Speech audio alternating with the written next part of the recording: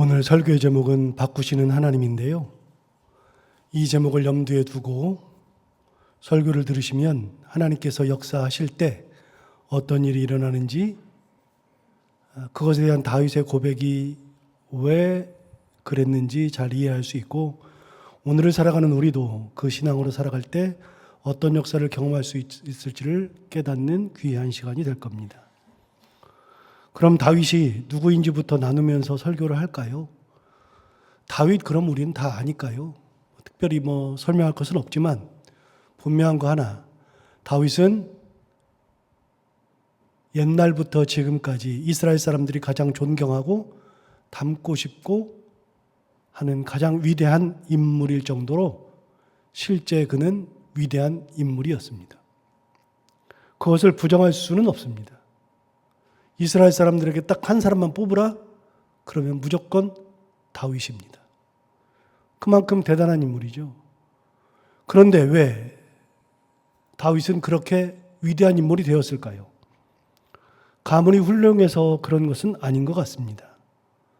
그의 아버지 이새라는 사람은 이스라엘 역사상 단 한 번도 언급된 적이 없었고 대대로 양을 치며 살던 목동의 가정이었습니다.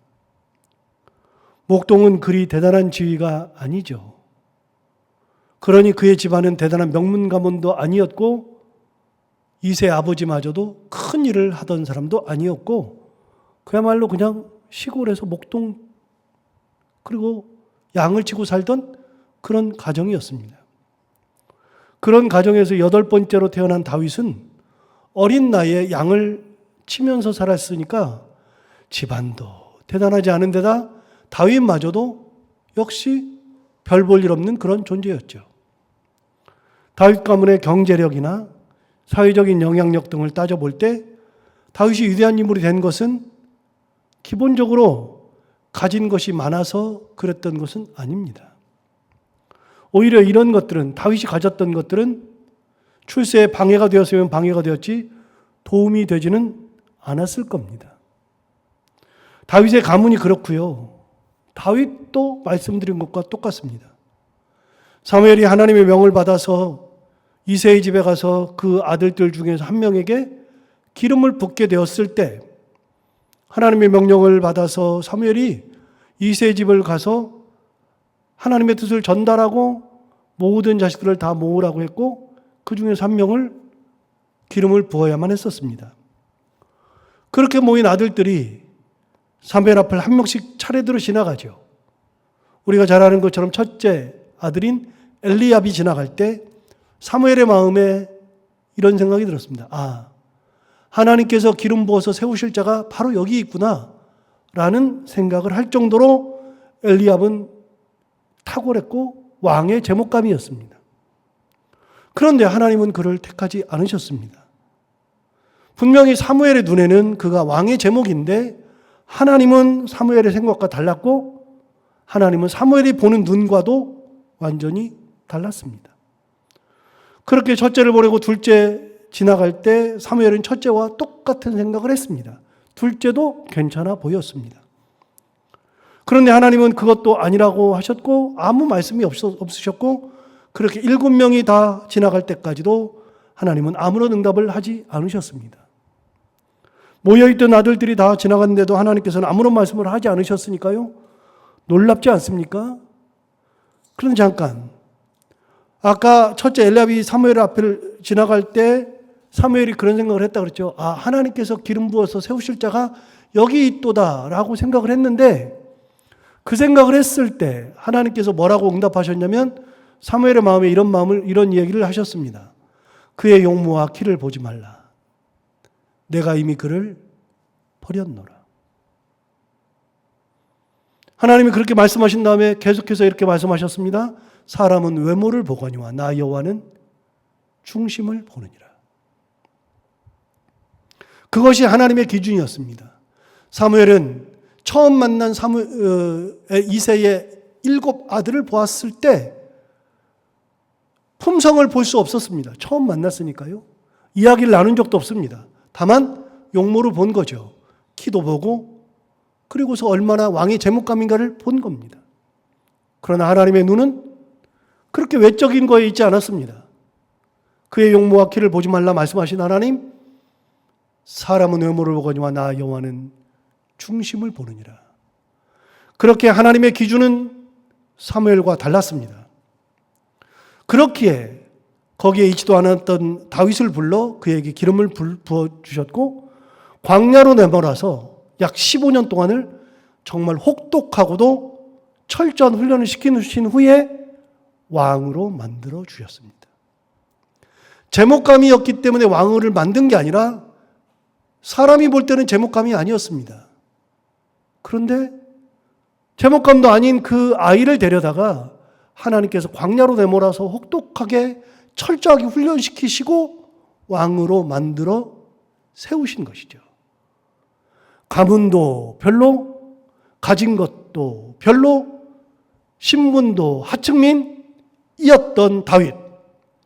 왕의 제목이라고 누구도 생각하지 않았기에 기름을 부으려고 했을 때, 아들을 다 모으라고 했을 때 이새마저도 얘는 아니야, 얘까지 순서도 오지 않아 생각했기에 다른 아들 7명을 다 모았지만 다윗은 부르지도 않았을 정도로 아버지가 보기에도 왕의 제목이 아니었던 그런 다윗. 내세울 것이 아무것도 없었죠. 가문도 별로, 경제력도 별로, 지위도 별로, 심지어는 다윗 자신마저도 아버지가 왕의 제목이라고 생각하지도 않을 정도의 그런 다윗이 왕이 되었죠.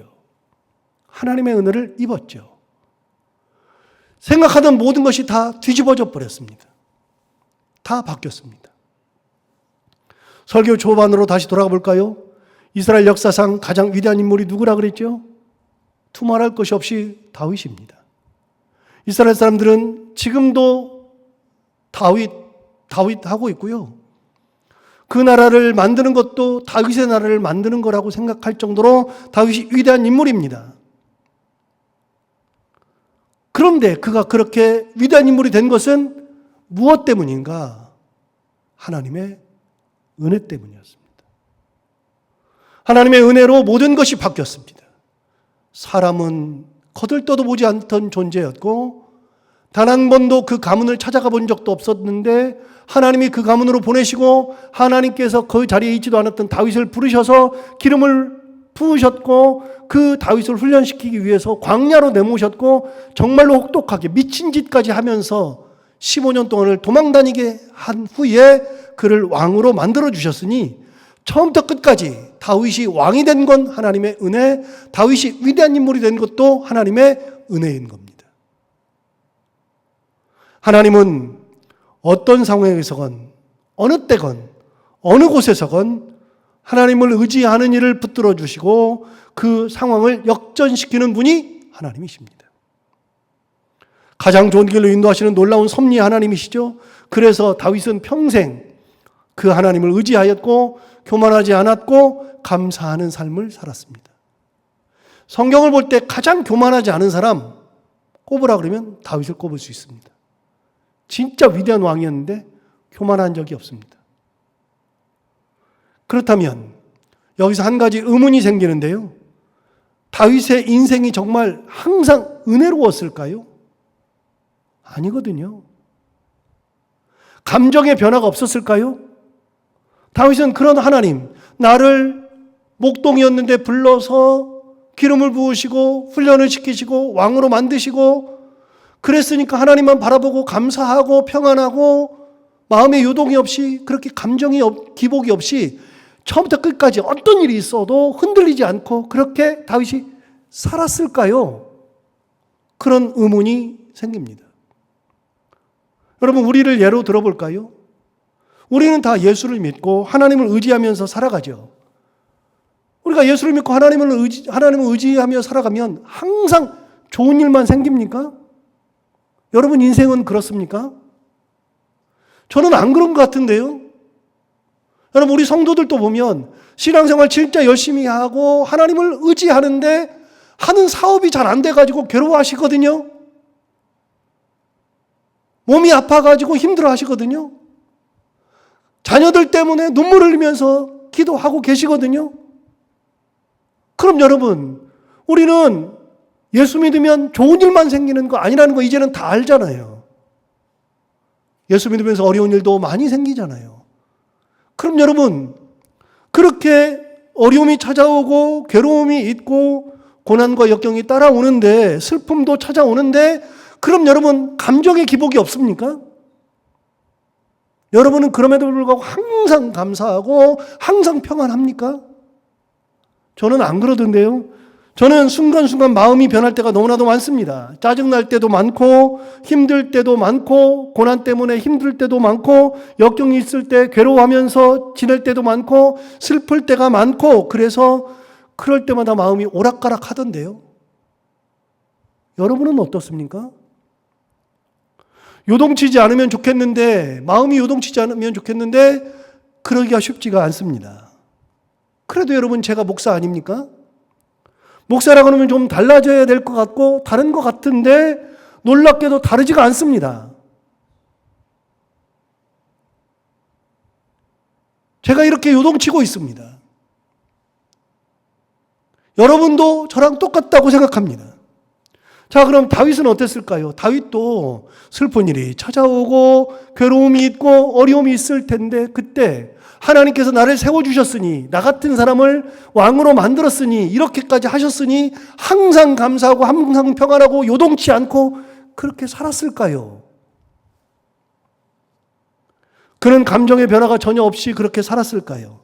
그 의문을 풀기 위해서 오늘 본문 6절로 한번 가보겠습니다. 6절을 보시면 내가 형통할 때 말하기를 영원히 흔들리지 아니하리라 하였도다. 다윗은 스스로를 책질하면서 뭐라 그러냐면 영원히 흔들리지 아니하리라 하였답니다. 다윗은 결단이 참 대단합니다. 세상에 풍파가 치고 비바람이 몰아칠 텐데 어떻게 흔들리지 않겠다고 말할 수가 있는가? 그것도 영원히 내가 요동하지 않는다, 흔들리지 않을 거다라고 그렇게 다짐을 했을까요? 그런데요, 그렇게 영원히 흔들리지 않을 거다, 요동치지 않을 거다라고 다짐을 했는데 정말로 그랬을까요? 그럼 언제 이런 고백을 했을까요? 6절을 다시 보시면 내가 형통할 때에 말하기를 그랬습니다. 그러니까 다윗은 자기가 형통할 때, 일이 잘 풀릴 때, 기쁨이 있을 때, 어려움이 없을 때, 그럴 때, 형통할 때 결단하는 겁니다. 다짐하는 겁니다. 내가 영원히 흔들리지 아니하리라. 그런데 여러분, 형통할 때 이런 고백 누가 못합니까? 여러분, 일이 잘 풀리는데 감사가 저절로 안 나옵니까? 생각지도 못한 일이 막 생기고 정말로 좋은 일이 생기는데 찬송이 안 나옵니까? 여러분, 그렇게 좋은 일이 막 생기는데 마음이 막 흔들려요?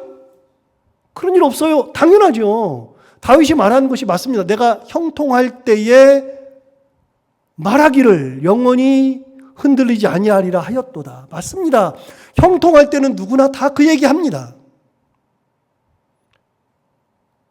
그런데 여러분, 그런 마음이 유지되었을까요? 7절을 보겠습니다.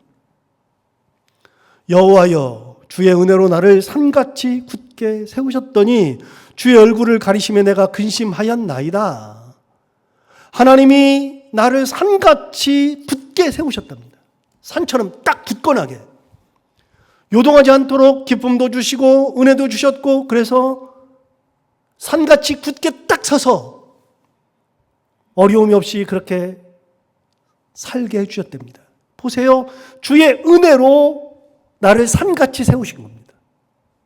내가 잘나서 산처럼 서 있는 게 아니고요. 내가 뭘 대단해서 굳건하게 어려움도 없고 슬픔도 없고 내가 뭐 대단해서 그런 게 아니고요. 주님의 은혜로 나를 산같이 세운 겁니다. 여러분, 그러니까 우리가 살아가면서 어려움이 없이 형통하게 살아가는 것은 다 하나님의 은혜인 겁니다. 그러니 너무 감사하죠. 마음에 기쁨이 있죠. 부족함이 없습니다. 그런데 7절을 다시 볼까요? 여호와여, 주의 은혜로 나를 산같이 굳게 세우셨더니 그 다음 뭐라고 되어 있냐면 주의 얼굴을 가리심에 내가 근심하였나이다. 갑자기 확 바뀌었습니다. 주님께서 얼굴을 확 가리셨답니다. 주님께서 나를 바라보시고 내게 은혜를 베푸시는 하나님, 나를 산처럼 세우신 하나님으로 느끼고 있었는데 어느 날 주님이 얼굴을 딱 가리신 겁니다. 무슨 말입니까? 하나님이 보이지 않는다는 겁니다. 근심이 찾아온 거죠.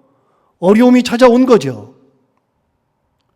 절대 영원히 흔들리지 않을 거라고 다짐했고 그럴 것 같았는데 하나님께서 얼굴을 가리시고 우환이 찾아오고 슬픔이 찾아오니까 갑자기 마음이 근심이 되더라는 겁니다.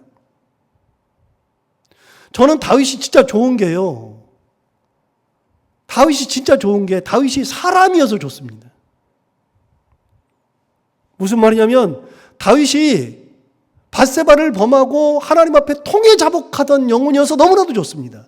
완벽한 사람이면 저는 다윗을 좋아하지 않을 겁니다. 우리랑 똑같잖아요.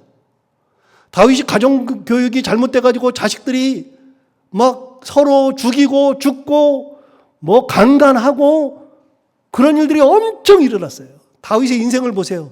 결정적으로는 다윗이 그렇게 아끼던 아들이 압살롬이 자기 죽이고 왕 되겠다고 자기 죽이려고 전쟁을 일으켜가지고 마하나임까지 도망을 가가지고서 거기서 전쟁할 때 자기 군대장관 요압에게 절대로 이 아이를 죽이면 안 된다. 살아서 데려오라 그랬는데 엘리압이 도망을 가다가 상수리나무에 이 상투가 걸려가지고서 거기에 대롱대롱 매달려 있을 때 그렇게 부탁했건만 자기 군대장관 요압이 가서 배를 찔러서 죽여버렸어요. 그것 때문에 자식 죽어가지고 압살롬아 하면서 통곡했던 다윗입니다. 여러분, 다윗이 우리랑 똑같아요. 하나님의 은혜로 존경받고 지금도 수천 년 지나서도 존경받으니까 대단하니까 뭐 얼마나 대단한 것 같지만 여러분, 왜 다윗이 대단하냐면 그럼에도 불구하고 그런 일이 있어도 하나님의 은혜 가운데 끝까지 살았기 때문에. 그래서 다윗은 우리랑 똑같아요. 가만히 감정 변화를 보세요. 형통할 때는 뭐라 그랬어요? 내가 영원히 흔들리지 않을 겁니다, 하나님. 그랬다가 하나님이 은혜로 나를 산처럼 굳게 세우셨더니 얼굴을 가리심에 내가 근심하였나이다. 여러분, 우리도 그러지 않나요? 하나님이 얼굴을 가리면 그때부터 근심이 찾아오는 겁니다. 그렇게 다짐했던 다짐이 무색합니다. 영원히 흔들리지 않을 거다 그랬는데 왜요? 웬걸 다윗이 근심하고 있는 거죠. 여러분, 우리 삶을 보십시오. 좋은 날만 있겠습니까? 슬픈 날도 있고 괴로운 날도 있고 힘든 날도 있지요. 이제는 여기 계시는 분들이 대부분이 저보다 연세가 많으니까요. 연세가 들었으니까 다 아시는 거지만 세상에 누가 다치고 싶은 사람이 세상에 어디가 있어요? 아, 나는 다쳐야지? 그런 사람이 세상에 어디가 있어요? 나는 병 걸려야지? 그런 사람이 어디가 있어요? 나는 망해버려야지? 그런 사람이 세상에 어디가 있어요? 나는 사업하는데 절대로 사업 말아먹어버려야지? 이런 사람이 세상에 어디 있냐고요? 내 자식은 완전히 망해야지 이런 사람이 어디가 있냐고요. 그런지 않아요. 그런데 어떻게 시간이 지나다 보면 병도 있고 우환도 찾아오고 어려움도 있는 겁니다. 제 경우로 생각해 보니까요. 제가 어렸을 때부터 계속 가지고 있었던 생각은 암에 대한 공포입니다. 여러분, 암에 대한 공포 있죠? 무슨 일이 생기면 혹시 암 걸린 거 아닌가? 암에 대한 공포가 다 있습니다. 조심하죠. 먹는 거 조심하고 비계를 되도록이면 안 먹으려고 그러고 채소를 먹으려고 노력하고 견과류 먹으려고 노력하고 별짓 다 하죠. 성인병 없애려고, 성인병 안 걸리려고 진짜 노력하죠. 그런데 여러분, 그게 마음대로 되냐고요.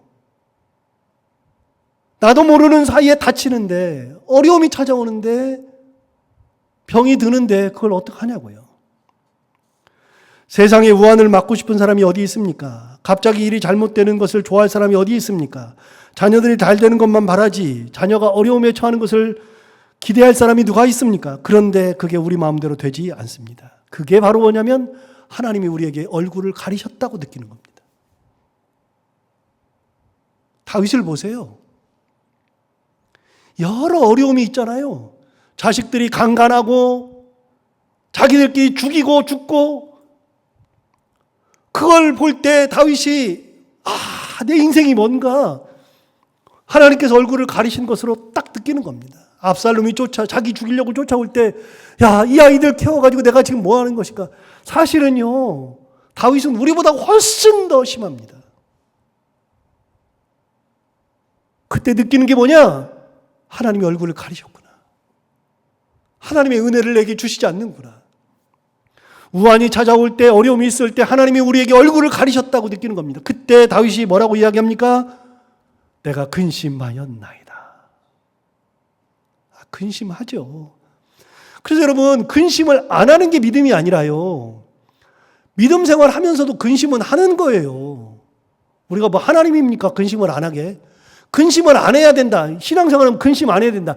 세상에 그런 말이 어디가 있어요? 신앙생활에도 근심이 다 있죠. 어려움이 있으면 다 근심하죠. 근심 안 하는 게 믿음이 아니라요, 근심을 하나님의 은혜로 끝까지 하나님 바라보고서 이겨내는 게 믿음인 거예요. 어려움이 찾아오지 않는 게 믿음이 아니에요. 믿음 생활에도 어려움이 찾아와요. 슬픔이 찾아와요. 그런 어려움이 찾아오고 근심이 찾아올 때 이겨내는 것이 믿음이라고요. 그게 하나님의 은혜로 이겨내는 것이 믿음이죠. 어느 순간에든 잊지 말아야 될 것이 하나 있습니다. 그것은 그 어떤 날이라도, 어느 순간이라도, 어느 상황에서라도 하나님을 끝까지 의지하면 된다는 겁니다. 다윗을 보세요. 결코 변하지 않겠다, 요동하지 않겠다, 흔들리지 않겠다 다짐했지만 하나님의 얼굴을 가리시고 우환이 찾아오고 괴로움이 찾아오니까 마음에 근심이 가득했습니다. 여러분, 다윗이 믿음이 없는 겁니까? 당연한 겁니다. 예수 믿으면서 근심이 없을 수 없어요. 근심해요. 당연한 겁니다. 그런 사람 믿음 없다고 얘기하면은 그런 말 하는 사람이 믿음이 없는 겁니다. 당연한 겁니다. 다윗이. 진짜 중요한 게 있습니다. 다윗이 그 다음에 어떻게 했느냐가 중요한 겁니다. 근심이 찾아왔을 때 어떻게 했느냐. 8절을 보겠습니다. 근심한 다음에 어떻게 했냐면 이렇게 얘기했습니다. 여호와여, 내가 주께 부르짖고 여호와께 간구한다 그랬어요. 다윗이 뭐 하고 있습니까? 하나님의 얼굴을 가렸다고 생각했을 때, 은혜가 사라졌다고 생각했을 때, 슬픔 때문에, 괴로움 때문에 근심하고 있을 때 다윗이 뭘 하고 있습니까? 하나님의 이름을 불렀습니다. 여호와여, 여호와여, 하나님이여. 다윗은 그런 어려움을 당했을 때 근심 때문에 좌절하지 않고 그런 근심 속에서도 하나님을 끝까지 바라보고 기도의 자리를 지켰죠. 그리고는 자기의 마음을 하나님 앞에 다 쏟아부었습니다. 여호와께 간구했습니다. 뭐라고 간구했느냐? 9절과 10절에 다윗의 간구가 나옵니다. 이렇게 기도했습니다. 9절을 먼저 볼까요? 내가 무덤에 내려갈 때에 나의 피가 무슨 유익이 있으리요? 진토가 어떻게 주를 찬송하며 주의 진리를 선포하리까? 이게 무슨 말이죠? 잘 이해가 안 돼서요, 제가 제 말로 영어 성경을 보면서 제 말로 이렇게 옮겨봤습니다. 여러분, 이걸 보면서 제가 이제 옮긴 걸 들어보세요. 주님, 하나님, 내가 피를 흘리면서 괴로워하면서 죽는다고 한들 주님께 무슨 유익이 있겠습니까? 내가 한 줌의 티끌이 되어서 주님을 찬양이나 할 수 있습니까? 아니면 내가 한 줌의 흙이 되어서 주님의 진리를 선포할 수나 있겠습니까? 무슨 얘기입니까? 하나님, 나 너무 힘든데, 너무 괴로운데, 이런 상황 속에서 내가 피말라 죽습니다. 피말라 죽는데 내가 죽으면 하나님 앞에 유익이 있습니까? 내가 죽어가지고 한 줌의 티끌이 되어서 티끌밖에 없는 내가 뭘 하나님을 찬양이나 할 수 있습니까? 내가 살아 있어야 하나님을 찬양하지 않겠습니까? 하나님, 내가 죽어서 한 줌의 흙이 되면 하나님의 진리를 어떻게 선포하겠습니까? 살아 있어야 내가 하나님의 진리를 선포하죠. 하나님, 나 죽겠습니다. 그 얘기입니다. 하나님 나 미치겠습니다.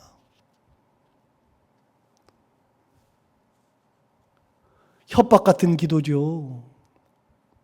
그런데 이게 다윗의 마음이었습니다. 하나님, 나 진짜 죽겠습니다. 그래서 얘기하는 겁니다. 내가 피가 말라서 죽게 생겼습니다. 우리는 다윗이 항상 은혜롭고 다윗이 항상 대단하고만 생각하지만 다윗의 글들을 읽어보면, 다윗의 시를 읽어보면 다윗은 그렇게 항상 은혜롭게 살지만은 않았습니다. 이게 중요하죠. 다윗이 하나님 앞에 매달리고 있는 겁니다. 10절을 계속해서 볼까요? 여호와여 들으시고 내게 은혜를 베푸소서, 여호와여 나를 돕는 자가 되소서 하였나이다. 자, 하나님 내 기도를 들으시고 내게 은혜를 베풀어 주옵소서. 여호와여 나를 돕는 자가 되옵소서.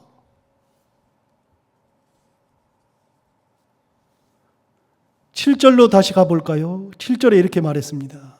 7절에 여호와여 주의 은혜로 나를 산같이 굳게 세우셨다 그랬습니다. 주님의 은혜로 나를 세우셨습니다. 다윗이 고백한 겁니다. 주의 은혜로 나를 산같이 세우셨답니다. 10절을 볼까요? 여호와여 들으시고 내게 은혜를 베푸소서. 산처럼 세우셨던 그 은혜를, 지금은 보이지 않는 그 은혜를 내게 베풀어 주옵소서. 그리고 얘기합니다. 나를 돕는 자가 되소서. 하나님 나를 도와주옵소서. 내 도움은 하나님밖에 없습니다. 그런데요, 여기서 잠깐, 오늘 우리가 함께 나누고 있는 시편 30편의 제목을 한번 볼까요? 1절 위에 제목이 있는데요, 그 제목에 뭐라고 되어 있냐면 다윗의 시라고 되어 있고 성전 낙성가라고 되어 있습니다. 성전 낙성과 관련이 있습니다. 성전을 다 짓고 드리는 기도와 같습니다. 그런데 여러분, 우리 알잖아요. 다윗은 성전을 지은 적이 없잖아요. 그런데 성전 낙성가라 그랬으니까 다윗이 마음으로 성전을 지어드릴 만큼 그렇게 하나님 앞에 하려고 했던 그때가 있었죠. 나단 선지자를 찾아가서 내가 하나님 앞에 성전을 지어드리겠습니다 라고 했던 때가 있었죠.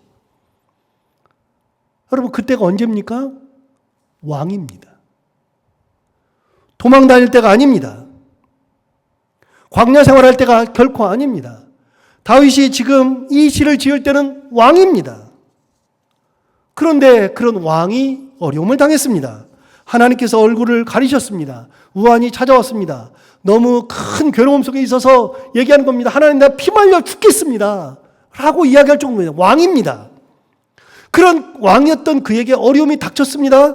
그러면 어떤 것이 일반적이냐면 해결하려고 하는 것이 일반적입니다. 사람을 동원해서 해결하고 권력으로 해결하고 뭐 다른 수를 써서라도 해결할 수 있죠. 이게 왕이죠. 왕은 얼마든지 사람을 동원하든 권력을 동원하든 상황을 동원하든 다 동원해서라도 그 어려움을 하나님의 은혜가 아니더라도 내가 해결할 수 있으면 해결을 해야 되겠죠. 그런데 놀라운 게 있습니다.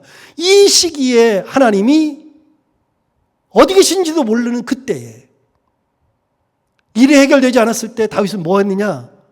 사람을 동원하지 않고 여호와여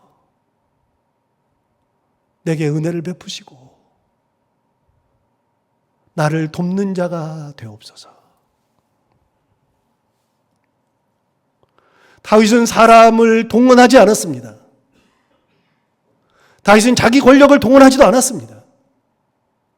다윗이 쓸 수 있는 것들을 다 포기하고 하나님을 붙들었죠. 하나님 앞에 나가서 기도했죠. 하나님, 내게 은혜를 베푸소서. 나를 돕는 자가 되옵소서. 자기가 할 수 있는 위치에 있었음에도 불구하고 그는 그런 방법을 쓰지 않고 하나님을 찾았습니다. 그렇게 찾았더니 하나님께서 응답하신 거죠. 11절을 볼까요? 주께서 나의 슬픔이 변하여 내게 춤이 되게 하시며 나의 베옷을 벗기고 기쁨으로 띄우셨나이다. 저는 이 구절을 진짜 좋아하거든요. 시편 30편 11절 말씀을 진짜 좋아하거든요. 주께서 나의 슬픔이 변하여 내게 춤이 되게 하시고 나의 베옷을 벗기고 기쁨으로 띄우셨나이다. 슬픔 때문에 하나님 다 피말라 죽겠습니다. 진짜 죽겠습니다. 그랬는데 하나님 앞에 간구하고 나를 도우소서, 나를 돕는 자 되소서, 은혜를 베푸소서 그랬더니 하나님께서 슬픔을 춤으로 바꿔주신 겁니다. 하나님의 은혜로 슬픔을 변하여 춤이 되게 하셨고 베옷을 벗기고 기쁨으로 띄우셨다고 이야기합니다. 여러분, 베옷이 뭡니까? 베옷은 사람 죽었을 때 입는 옷이죠. 그걸 벗기고 기쁨으로 띠를 띄우셨다. 띠를 띄우신 것은 이제 혁대 벨트 아니에요? 이 벨트를 슬픔의 벨트가 아니라 기쁨의 벨트로 바꿔주신 겁니다. 하나님께 은혜를 간구했더니 하나님께서 다 바꿔버리신 겁니다. 슬픔을 춤으로, 베옷을 기쁨의 띠로 바꾸신 겁니다. 5절을 한번 볼까요? 오늘 본문 위에 있는 5절인데 5절에 보면 이렇게 있어요. 그의 노염은 잠깐이요 그의 은총은 평생이로다. 그 다음 뭐라고 되어 있냐면, 이 말씀도 제가 참 좋아하는데 30편 5절 11절 진짜 좋아하는데요. 5절에 이렇게 있어요. 그의 저녁에는 울음이 깃들지라도 아침에는 기쁨이 오리로다. 여러분, 저녁에 잠을 자는데 너무 슬퍼서 너무 괴로워서 울면서 잠잤는데 아침에 일어나 보니까 기쁨이 찾아온 겁니다. 뭘 했어요? 밤사이에 내가 뭐 했죠? 내가 밤사이에 한 것이 아무것도 없는데 슬픔 가운데 잠을 잤는데 아침에 일어나 보니까 기쁨으로 하나님께서 내게 찾아오신 거예요. 한 거 아무것도 없어요. 한 것이 아무것도 없는데 하나님께서 바꾼 겁니다. 바꾼 거. 하나님께서 개입하시면 이런 놀라운 은혜가 일어나는 것이죠. 하나님의 개입은 놀라운 은혜로 바뀌는 겁니다. 지난 주일 예배 후에 우리 조미정 집사님에 대한 광고를 했었는데요. 굉장히 긴장도 많이 하고 지난번에 광고한 것처럼 갑자기 몸에 열이 나고 너무 아파서 병원을 다녔었는데 약을 먹으면 그때만 괜찮고 또 아프고 또 아프고 그래서 치과를 가가지고 보니까 치과가 이제 이에 문제가 생겼다 그래서 이까지 뽑고 그렇게 했는데도 계속 아파서 경희대 병원에 갔더니 목에 염증이 생겼다고 그래가지고 목의 염증 치료를 위해서 해보려고 그랬는데 너무 많으니까 갑자기 급하게 수술을 하게 되었죠. 그렇게 지난 목요일에 수술을 하고 지났는데 수술실에 들어가기 전에 그 야밤에 전화기 너머로 집사님 말도 못하는 거를 귀에다 대고 간절히 하나님 앞에 기도했습니다. 그렇게 기도하고 수술을 들어갔는데 수술 끝나고 나서 목사님 수술 잘 됐답니다. 감사합니다. 문자가 와서 계속 기도하자 그랬는데 토요일 날 통화를 해보니까 염증이 제거가 됐는데도 불구하고 당뇨가 있어서 속에 있는 염증을 더 키워가지고 문제가 생겨서 재수술을 해야 될지도 모르고 아니면 치료가 너무 힘들고 그래가지고 주일에 여러분에게 상세하게 말씀을 드리고 같이 기도하자 그랬잖아요. 진짜 다윗의 고백처럼 이렇게 울음이 깃들었고 슬픔이 찾아와서 얼마나 괴로웠는지 진짜 위험하다고 느꼈었습니다. 그리고는 월요일 날 재수술할지도 모른다 그래가지고 진짜 긴장하고 있었습니다. 혹여 재수술 들어가는 것은 아닐까 하고서 기다리는데 오후까지 연락이 없는 겁니다. 그래서 전화를 했는데도 받지도 않고 화요일 날 아침에 새벽도 끝나고 집에 갔더니 문자가 왔는데 6시 15분에 문자가 왔는데 목사님 호전은 되지 않았지만 재수술보다는 치료하는 쪽으로 해서 중환자실에서 2인실로 옮겼답니다. 별로 호전되지는 않았다는 겁니다. 그런데 문제는 호전되지도 않았는데 집사님이 이 치료를 하고 난 다음에 갑자기 환청이 들린다는 겁니다. 환각도 보고. 그 얘기를 들으니까 이거 진짜 심각하다. 치료가 정말로 힘들어요. 4주. 염증 치료는 기본이 3, 4주입니다. 염증 치료는.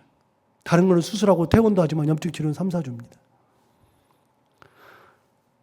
작년에 우리 장로님하고 집사님이 어려움을 당할 때 그때도 위기감을 진짜 많이 느끼고 정말 울며 기도했었습니다. 이번에도 조 집사님이 저보다도 나이 연배가 비슷해서 한두 살 많고 이래서 몇 세 더 많아서 젊은 나이에 간절히 새벽마다 기도하고 생각날 때마다 기도했는데 수요일 오전 9시 30분쯤에 전화를 와서 이거 어떻게 된 거냐 하고서 전화를 받았더니 이제는 의사소통이 조금 되고 환청이나 환각이 안 보이고 염증이 조금 떨어진다 그래요. 그냥 눈물이 얼마나 나는지, 얼마나 감사한지. 그래서 기도합시다 그러고서 또 전화기 너머로 기도를 했습니다. 눈물 나는 기도를 드리는데 저쪽에서도 울고 이쪽에서도 울고, 항상 느끼는 거지만 생명은 하나님이 쥐고 계시는 거니까 하나님의 은혜가 얼마나 간절한지, 얼마나 시간이 지났는지 연락이 없어서 어제 다시 전화를 했더니 안 받아요. 그러더니 3시간 후에 전화가 왔는데 이번에는 놀랍게도 집사님이 직접 전화를 했어요. 처음으로 목소리를 들었습니다. 목이 많이 좋아지고 염증도 40 정도 됐다가 6, 7로 떨어졌고 지금은 조금 편해졌다고, 목사님 고맙다고 직접 음성을 들으니까 살 것 같은 거예요. 그래서 다시 집사님한테, 집사님 힘내요. 저도 기도하고 성도들도 다 기도하니까. 이게 교회고 이게 성도고 이게 공동체니까. 그렇게 말씀을 드리고 집사님 기도합시다. 그러고서 3번째 기도를 같이 했습니다. 할 수 있는 것이 뭐가 있습니까? 여러분, 우리 인생에서 슬픔이 찾아왔을 때, 어려움이 있을 때 할 수 있는 것이 뭐가 있습니까? 저는 가장 힘들 때가요, 사람이 가장 자기가 자기를 통제 못할 때가 수술실 들어가는 때인데, 전신마취하고 들어갈 때 그냥 의사한테 맡기고 가잖아요. 저도 전신마취 해봐서 아는데 의사한테 그냥 맡기잖아요. 그리고 그냥 내 생명 거기다 다 맡기는 거예요. 그래서 그럴 경우에 꼭 전화해서 기도를 하면, 하나님 아버지, 생명 하나님께 있습니다. 이제 사랑하는 누구 수술실 들어가는데 이제부터 하나님 무장 해제됩니다. 아무것도 모릅니다. 의사가 경험도 많고 지식도 있어서 수술하지만 아무리 그래도 실수할 수 있으니 하나님께서 손잡아 주셔서 실수하지 않게 하여 주옵소서. 하나님께서 의사가 경험과 지식으로 해결되지 않은 것들이 발견될 수 있으니 그런 일이 있을 때 순간적으로 지혜 주셔서 잘 해결할 수 있도록 은혜 주옵소서. 꼭 기도합니다. 하나님, 의사의 손을 꼭 붙들어 주옵소서. 하나님, 꼭 치료하여 주옵소서. 여러분, 우리가 할 수 있는 것이 뭡니까? 아무것도 없죠. 그런데 시간이 지나놓고 하나님 앞에 기도하고 또 기도하고 하나님의 은혜를 간구하면 하나님께서 슬픔이 변하여 춤을 만들어 주시고, 베옷을 벗기고 기쁨으로 띠띠우시고, 저녁에는 슬픔이 가득해서 눈물바람으로 잠자리에 들었어도 아침이 되면 기쁨이 찾아오는 하나님은, 하나님을 구하고 찾는 이에게 모든 것을 바꾸시는 놀라운 은혜의 하나님이라는 겁니다. 그래서 여러분, 다윗을 보면서 은혜가 너무 되는 게, 다윗이 우리랑 똑같다 그랬잖아요. 우리보다 더하다 그랬잖아요. 그럼에도 불구하고 하나님 붙들고 살고 기도하면서 살았더니 하나님께서 모든 것을 바꿔주신 것처럼 우리도 어떤 순간이 되어도 사람은 몰라도 하나님은 아심으로 하나님의 은혜 가운데 붙들고 살아가는 그런 놀라운 은혜, 그런 은혜로 살아갈 수 있기를 바랍니다. 기도하겠습니다. 하나님 아버지, 감사합니다. 다윗의 삶을 보니 다윗이 진짜 대단합니다. 그런 어려움 속에 있어도 자기가 흔들리지 않고 싶어도 흔들릴 때, 마음에 근심이 있을 때 다른 방법 찾지 아니하고 하나님을 끝까지 의지하고 하나님의 말씀으로 나아가고 기도 가운데 하나님을 만났던 다윗. 그렇게 하나님 앞에 눈물을 흘리며 기도하고, 하나님, 나 피 말라 죽겠습니다. 나 죄가 되겠습니다. 흙이 되겠습니다. 그렇게 하나님을 바라볼 때 너무 괴로워하면서도 하나님 앞에 기도할 때 하나님께서 그의 슬픔을 변하여 춤이 되게 하시고, 베옷을 벗기고 기쁨으로 띠띠우시고, 저녁에 울음 가운데 잠자리에 들었을 때 아침이 되면 기쁨으로 바꾸셨던 그 하나님, 그 하나님의 은혜에 감사하며 끝까지 하나님의 은혜 가운데 살았던 것처럼 우리도 끝까지 하나님의 은혜를 바라보며 기도하며, 나와 함께 하시는 하나님, 나를 이끄시는 하나님, 가장 좋은 길로 함께 하시는 그 하나님의 은혜를 생각하며 하나님을 의지하고 기도하며 살아가며 감사하며 살아가는 저희들 되게 하여 주옵소서. 감사하며 예수님 이름으로 기도하옵나이다. 아멘.